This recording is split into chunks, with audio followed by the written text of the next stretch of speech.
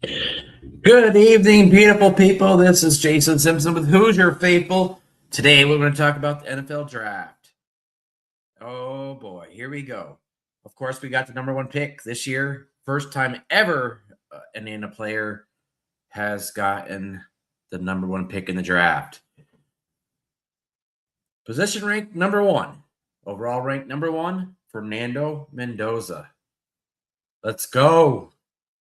He's prototypical 6'5" frame.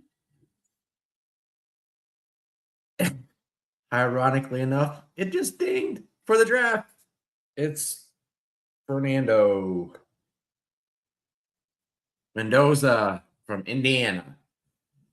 A lot of people, he has a lot of intangibles that people don't talk about. I see Dan and some other people talking about the Fernando Mendoza, but one of the things that they don't talk about is how good he is in the locker room, how he learns everybody's name before the season starts, his studying of film, his overall pro style as a quarterback. He's typical age, typical height. His age is good, has a lot of big game experiences, and it's important to remember that he's going to be a team player. Now, I understand that they signed a quarterback, which is very good, and so he can sit back and learn from someone. It's very important that he can learn because the NFL game is so much faster than the college game. It's 3 times faster. Everything happens much faster. Your defenses are all over. Like your defenses are change all the time in front of you. So you have to learn how to take what they give you. And they're always changing the defense on the fly, which is in college, it's not really like that. It is like that, but not at this level of changing. You're going to see multiple fronts. You're going to see multiple players at different spots. You're going to see different zone man reads. It's going to be different. So it'd be good to have a senior quarterback come in for a year and teach Fernando how to be a pro. And I think that is amazing for this young man.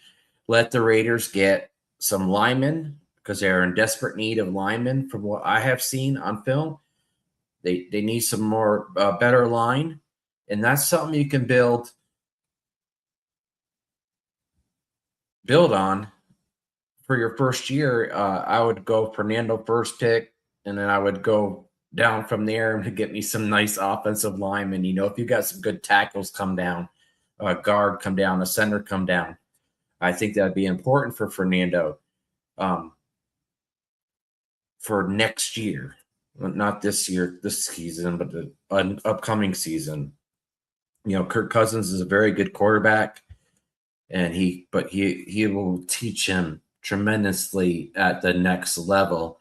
Of course, with Chandler Whitmer being his quarterback coach here at IU, it was good for him because he got to learn from a pro quarterback coach. That's what Chandler Whitmer's back doing again. He came from Atlanta. So that was good for him to learn from him this year. And it helped our offense significantly, teaching Fernando the game more than he already knows. He has such big intangibles, but onto the second round, or other pick, second person, I think is going to be picked in the first round. And of course, we know that Fernando is going to go right now to Las Vegas unless the people have been talking. There might be a trade with the Jets. We'll have to see what happens there. Fernando did a great job, and he didn't have to do a pro day at IU, but he was doing it to make his players better, to get a good look for his players that he played with. And that's like one of those other intangibles that you don't usually find in the quarterback. He's a team player. He's well liked by the whole team, offense, defense, special teams. They all loved him, and that's important. It's important because that's a different character. Uh, the character issue in the pros, as you saw with like Ryan Lee, for example, he has a team, and he will have a team in the pros. He's gonna be humble. He's gonna want to learn, which is huge. And so on to the next pick. I think the second first round pick that we'll have is Omar Cooper. He is jumping up the draft boards. I think mid to late first round pick. I think that he'll probably go to Cleveland. He'll probably go to Buffalo or somebody like that. It depends what happens in front of the draft for him. His ranking is a little bit lower than that, but he's been moving up, and they've been moving him up the draft boards. And of course, the intangibles that he has as a wide receiver, his blocking is excellent. Which in the pros, you have to be able to block. You have to be able to hit an open space. He's very good at blocking for the running game. So I'm thinking he's going to be their next pick for Indiana in the first round. Like I said, late first round. He's, his size. People are saying about his size. He did fine all year against top quality opponents at the corner position, and did just great. I really don't think he's going to go into the second round. But it all, like I said, all depends what happens with the draft in front of him. Where do other people go? Because there's some really good wide receiver talent out there, and that's one thing I'm gonna say. But he does have all the intangibles. He's really good at running routes, I think. I mean, personally, I didn't see that on anything that I read, but his route running ability is very good, and his catch capability. I don't know what his final grade was for catching balls, but he has, like I said, all the intangibles to get this done. The next person I want to talk about, D'Angelo Pons. I love this kid. D'Angelo, his dad and him, I've talked to his dad several times, and his dad will vouch for me on that. This kid, the only reason why he is not gonna be, or could possibly not be, a first round pick is because he's 5'9". The only reason. He shut down everybody this year on all the teams that he played. He shut down their top wide receiver, just shut him down. Most of the games, they wouldn't even throw to him. They would have thrown to him. They tried to go throw over to Jamari. Jamari's good too. So that was very good. I think that he is going to be a second round pick, and whoever gets him is gonna get a very special player. I truly believe that they are going to get a truly great player. I really do think that, yeah. But so on to the next one. I don't know why I did that, but we'll go back here. Let's talk more about D'Angelo. His grade is 85.3. I rate him higher than that. Yeah, last year he didn't have as many interceptions like he had the previous year, but he still did a very good job. But like I said, a lot of people wouldn't throw his way. But pressed the scouts big time with a 4.36 40. Like, wow, that fast. My son was actually that fast too, which is crazy in this same height as D'Angelo's, but um, he also was a very good tackler, and people don't realize uh, that didn't follow the whole season, that how good of a tackle D'Angelo is. He tackles very well, and in some of the big games, we're seeing that he tackled really well, causing fumbles, and he's very good at special teams. But special teams is important. Special teams is an important thing in the NFL because a lot of players that get drafted will be special teams players in their first season and may get on the field. I see D'Angelo being a nickel corner in the NFL, and I think he'll do an excellent job. It's a different position for him. He's used to having the sideline there to help him out, but he has a speed and the knowledge to be a great cornerback in the NFL, especially at that nickel corner position. I really think he'll do well at that. He has all the intangibles except for his size to be a great cornerback in the NFL. And I wish that people wouldn't put him down, because I think he is better than a lot of the cornerbacks they have ahead of him. He's ranked number 8 in prospect rank cornerback or whatever. I think he's higher than that. I'm not because I'm a homer, because everything that I see with him, with his hips, his eyes, his ability to keep plays in front of him in zone, his ability to keep an eye on the defender, the ability to jump a defender when they're taller than him. We saw it several times. So yeah, I really do think that he is going to be a late first round, early second round pick. Now I may be wrong, but we'll see what happens there. Okay, on to the next one. Next one.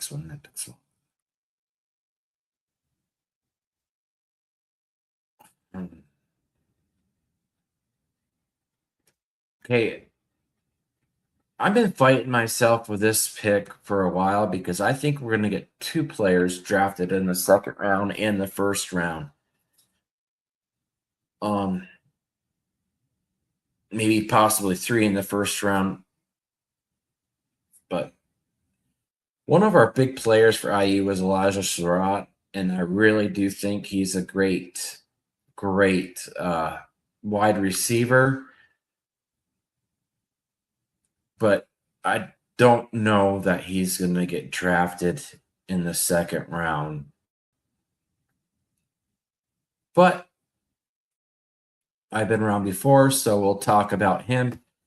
The intangibles of Elijah, he has a really good blocking, really good route running, and people don't really talk about that much that I've heard on shows and stuff about his also his ability to separate, and that's what Omar does really good. But his ability to separate, he's one of those players that's not a high speed guy, but he breaks away from players. If you understand what I mean, he had like a 4.5 340. I think he plays faster than that. I really do. There's a lot of players that are ahead of him,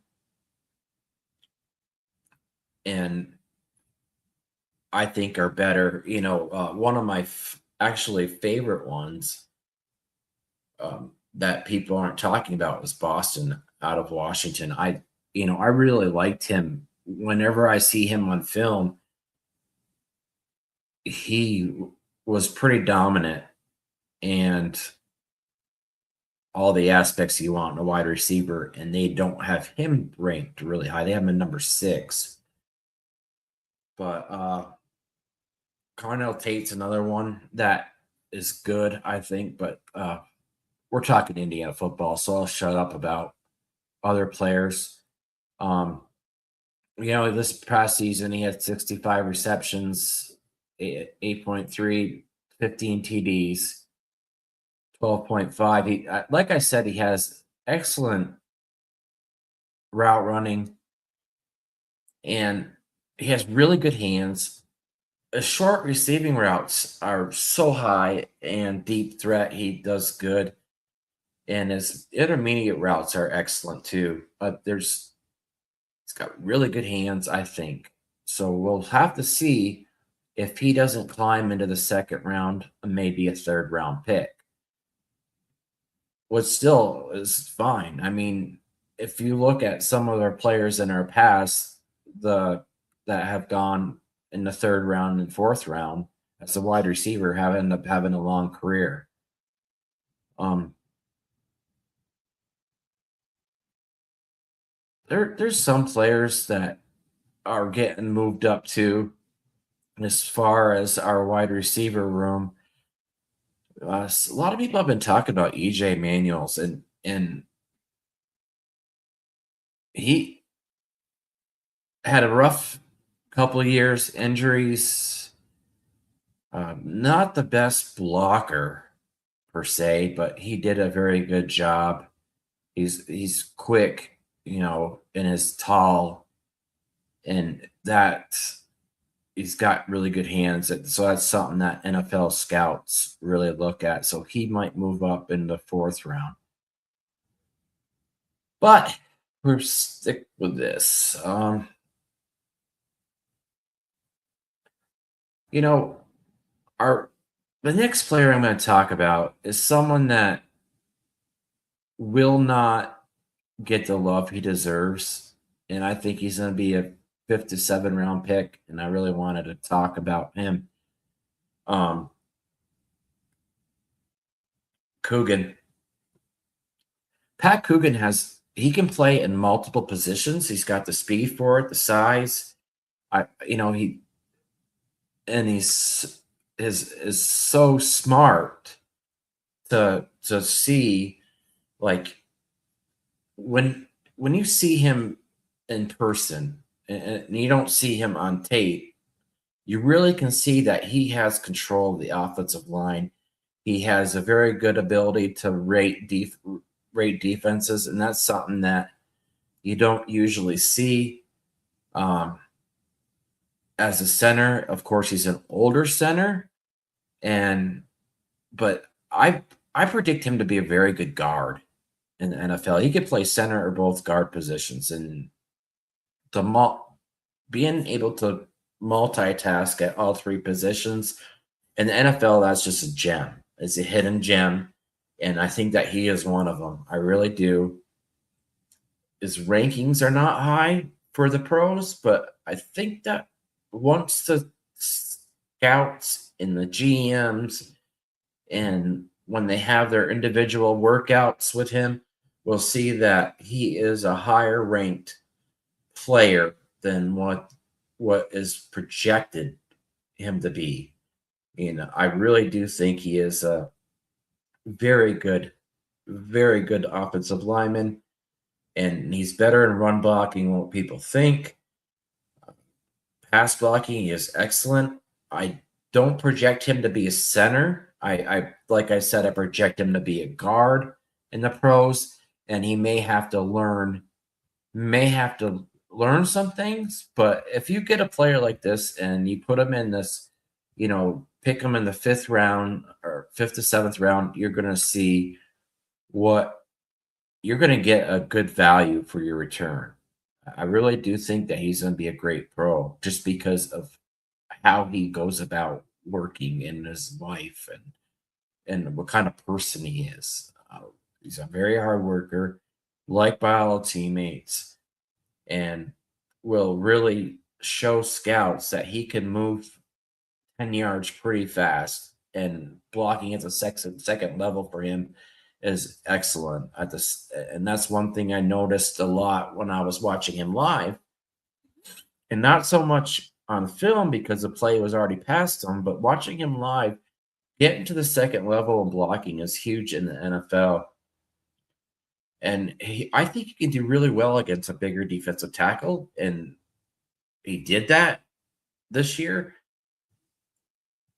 And I think he would do even better at the guard position than he would at center. I really do think that he's going to have an extra step, an extra split second or less to be able to move his feet than he would at center. If that makes sense to you, his moving the feet movement and your torso and your upper body from your butt coming up, that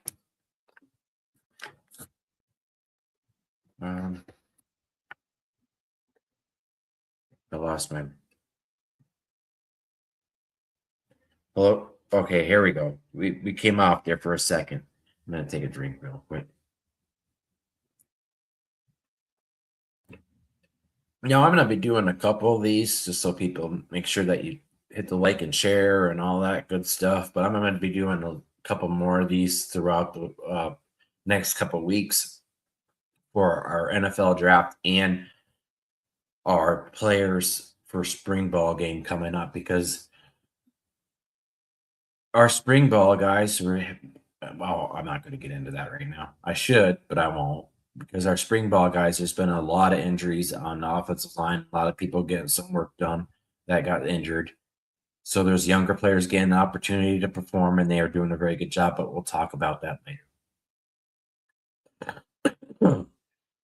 Okay. Like we're talking about Elijah, I really do think that he'll go up into the third round, if not the second round pick. That after teams get to see him, see his build, see how strong he is in blocking as a wide receiver, and his route ability, his ability to look in the soft spots and zones, the intangibles that they don't see, his breakaway speed, um, coming like cutting on the inside on slants or looking inside a zone is very good, and he doesn't get enough love for that, which he should get more, because a lot of times he was double teamed on the outside. He really was, and I don't think they saw that. Kamara is my next one. Kamara is projected to be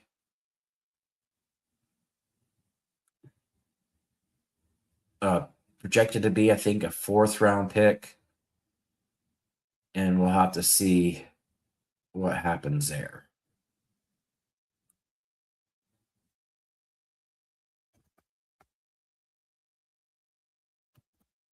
Sorry, I gotta look something up. I had it up here and then I lost it.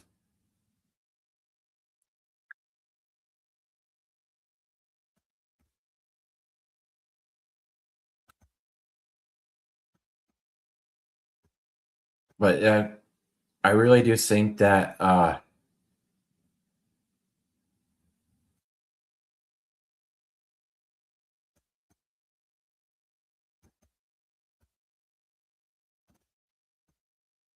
like I said, I think that Fernando's going to go number one. But I just got this up and I was saying how Fernando could go to number two to the Jets. Oh, God, no. Please, no. But, okay.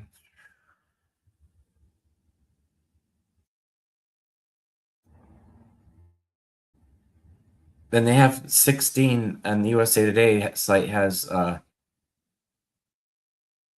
Jets picking Omar Cooper Jr. from Indiana. I don't think that, but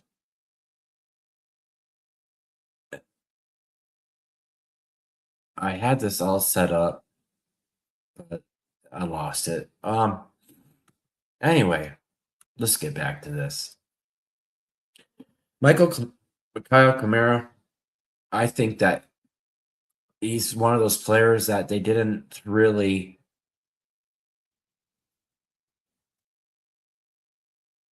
scout good for the NFL way, because what you didn't see is that even though he's a smaller defensive end, he could be a good more like a linebacker, but yeah, see, his arms are kind of small, but I think that he is good at the pass rush and run defense. He got double teamed a lot. Most of the season, he was double teamed because they were trying to block him from not getting in the backfield because of the previous year. And I do think that he is another one of those guys that is gonna go the third or fourth round, which is still good for him. You know,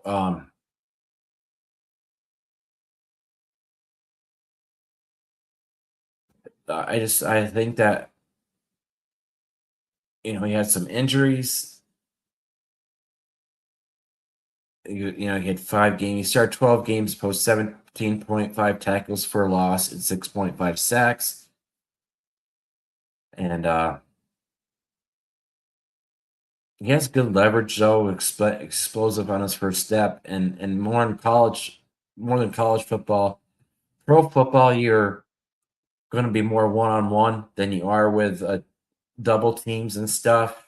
They do more, tackle versus defensive end, and less of double teaming unless you're an elite defensive end. It's mostly one on one or a chip block from a tight end. So I think that he will do a lot better than people are projecting. I think he's gonna go. I think he's gonna go in the, like I said, the third or fourth round, and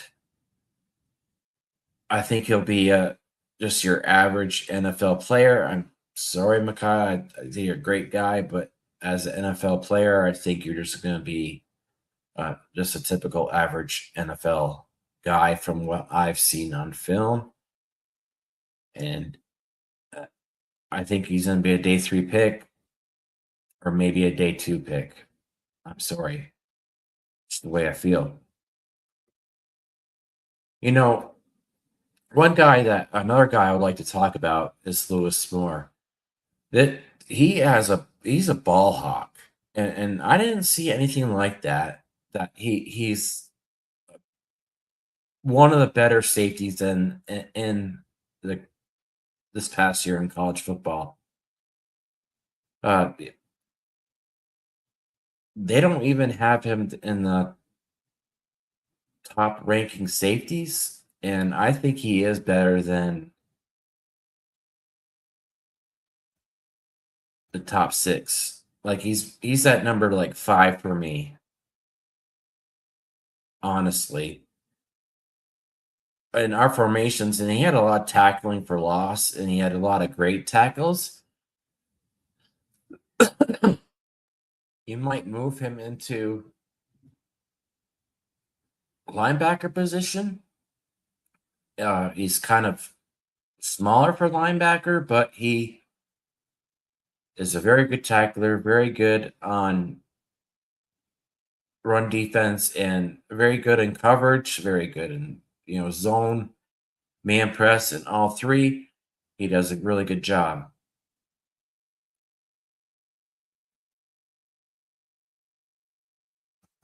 Uh, Interceptions, I mean, God, he did amazing with interceptions the whole season. Our safety did very well. Both of them did all year round.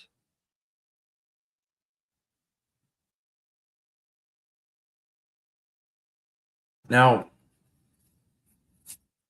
uh, the guy that I've talked about for the whole year was Kalen Black. And I got told by a senior NFL guy that I've known for many years that he is rising up the draft boards. And he is a great, some of the things that people don't notice about him, he's a great blocker for pass blocking. Always picks it up, picks up the blitzes. Does a very good job. Very strong. He is a very strong player. He plays he plays higher than his weight. He's one of those guys that plays higher than his weight. He has really good legs, very quick coming out of the pocket, coming out of the offensive line.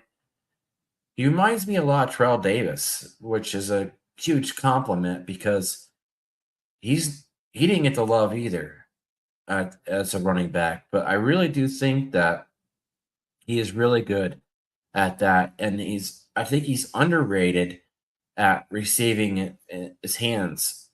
He has better hands what people think, and he showed that at the Senior Bowl. He does have a better ranking than what they're ranking him at. I believe. They pray his rank is 12th. I think he's higher than that. They say he's probably going to go in the 7th round. I'm saying 5th round, maybe 6th, just because his ability to do special teams also, and that's huge.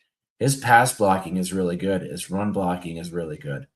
He is an all-around player. I really do think he's a better player than what people say. So, Kalen, I hope to see you on draft day get picked up there higher up.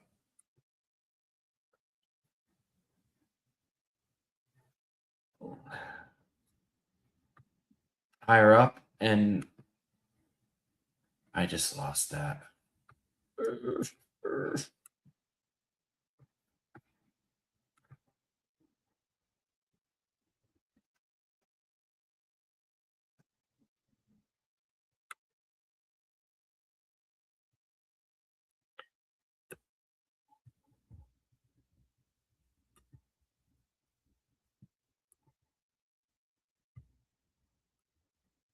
Okay, I have it back up now. Talked about Lewis, talked about Pat Coogan, and now I'm gonna drop down as I've been on here for 31 minutes. I'm gonna talk about Riley Niskowski. His rating is high, and the reason why it's so high is that NFL scouts are starting to see that if you draft this kid, they're saying, some people are saying 7th round. I think you go higher because of his ability to play multiple positions: tight end, H-back, fullback.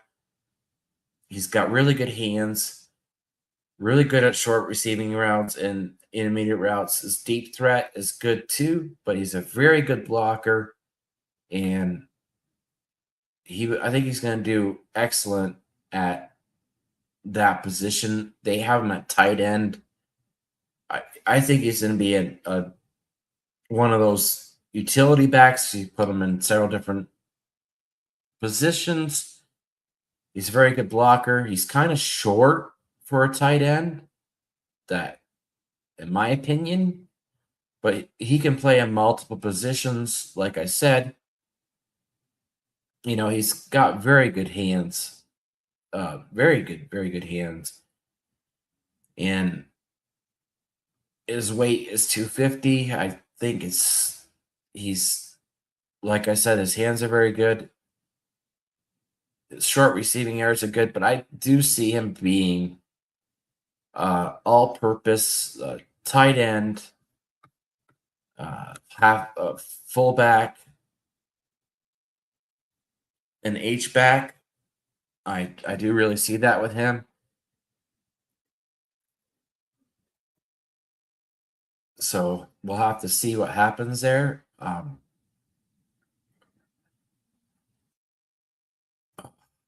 This guy here, Aiden. God, I love this kid. I've got to meet him several times. I knew that. I got to meet him personally several times, and just the overall kid. The young man is just an overall great young man. You never hear anything bad about him. 40 was a little bit bad, but that's okay.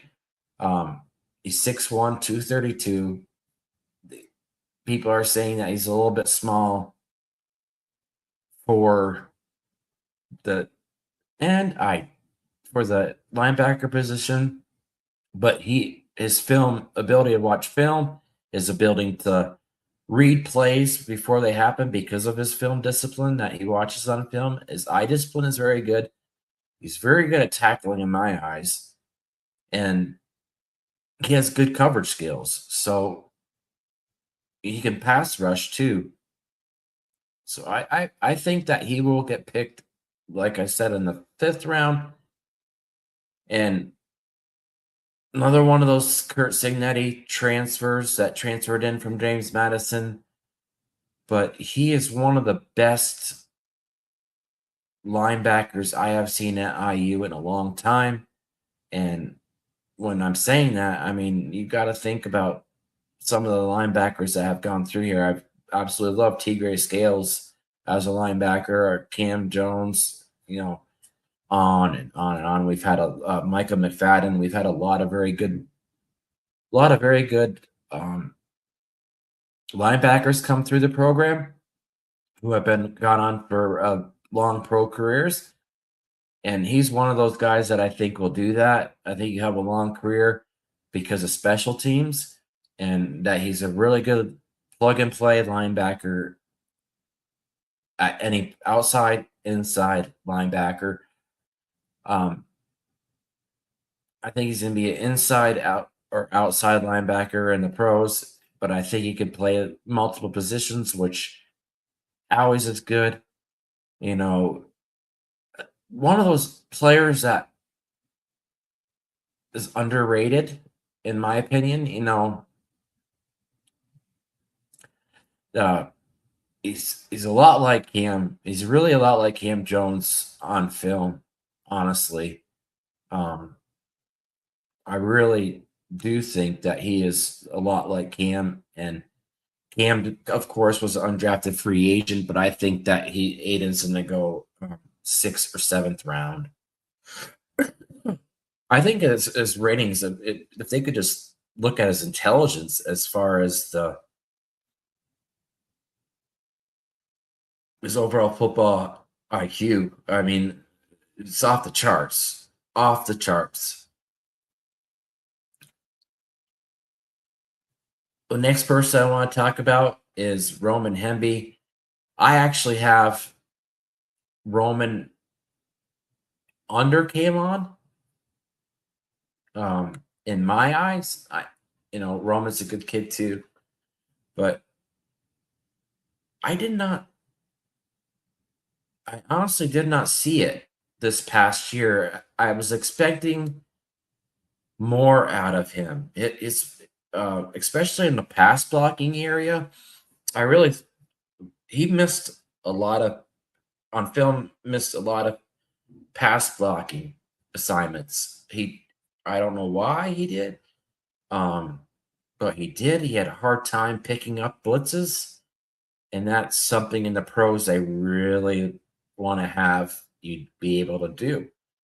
Now, he does have a lot of other tangibles. He's very, very quick, for his first burst, and he's pretty strong running back. I think that he might be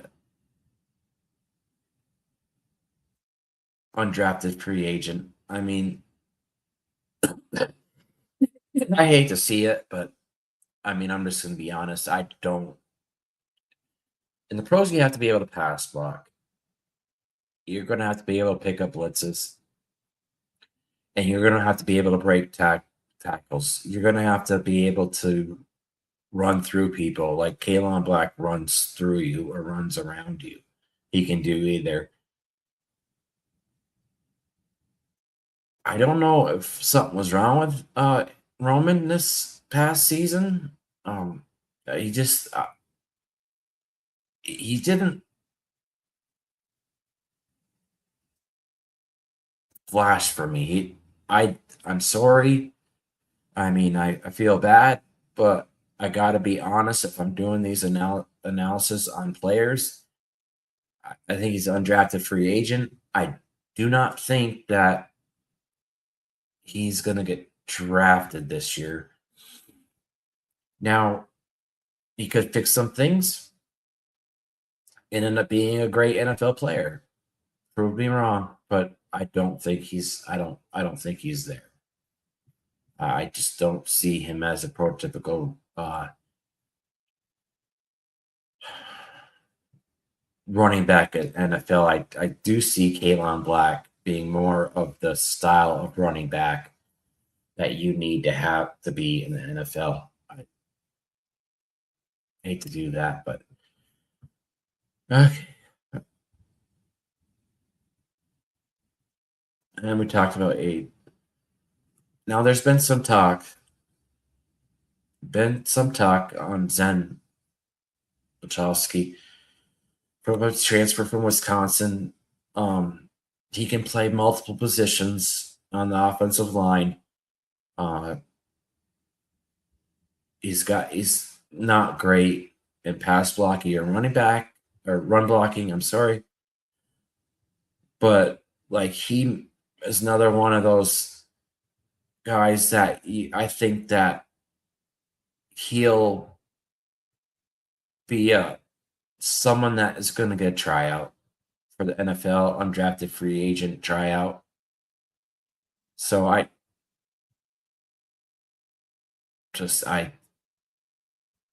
don't know if he will get picked or not. He might get a tryout. They had him on here, and it's another one of those players that I don't think that he's going to get drafted. So what do we have here? In conclusion, we have two first rounds, a couple of second round picks, and a couple third and fourth round. And the most picks we've ever had in a single draft was in 1967, with 7 players drafted. I do see us getting 8 or 9 players drafted in this year's draft. Some of the negatives that are in this draft is that there's a lot of talent at the wide receiver room, and I think that might drop some of our wide receivers down, and the running back room too. Offensive lineman is a very good offensive line draft, but I do see him going up. And so we got, like I said, 8 or 9 picks in the draft. I think that Fernando, of course, is going to go number 1. Some people are predicting that he's going to go number 2 to the Jets, number 1 to Las Vegas. The tackle from Miami has moved up a lot, but we'll see. Omar Cooper, like I said, first round pick. I think he goes to the Bills, Jets, or Browns. Hopefully Buffalo. Let's go Buffalo. D'Angelo Ponce, second round pick for sure to me. Should be a first rounder. The only reason why he's not is 2 inches or 1 inch. I mean, honestly, if he was just a little bit taller, they would be drooling over him, and they should be drooling for him already. Elijah Surratt, like I said, with him, 3rd or 4th round, I believe. Kamara, 5th or 6th round. Lewis Moore, 6th or 7th round. Pat Coogan, 6th or 7th round. Ron Oskowski, 6th round. Kalen Back, I think, might move up to 5th round to 6th round. Aiden Fisher, 5 to 7. Hemby undrafted. Wachowski undrafted. EJ Williams is probably going to go undrafted, but he has the potential, and we draft potential, to be a great receiver with his size, his 40 time, and his ability to separate from receivers, his ability to get the jump ball. I think he moves up to get drafted. So Well, everybody, thank you for having me. It's actually about 9 o'clock now. I have to go. I have to go. I'll be doing the Uber thing tonight. So anybody that sees me tonight, say hi. I know I have several of you that have watched me on the show before. I've said that. So good night, everybody. God bless. Be safe. Let's go, Hoosiers.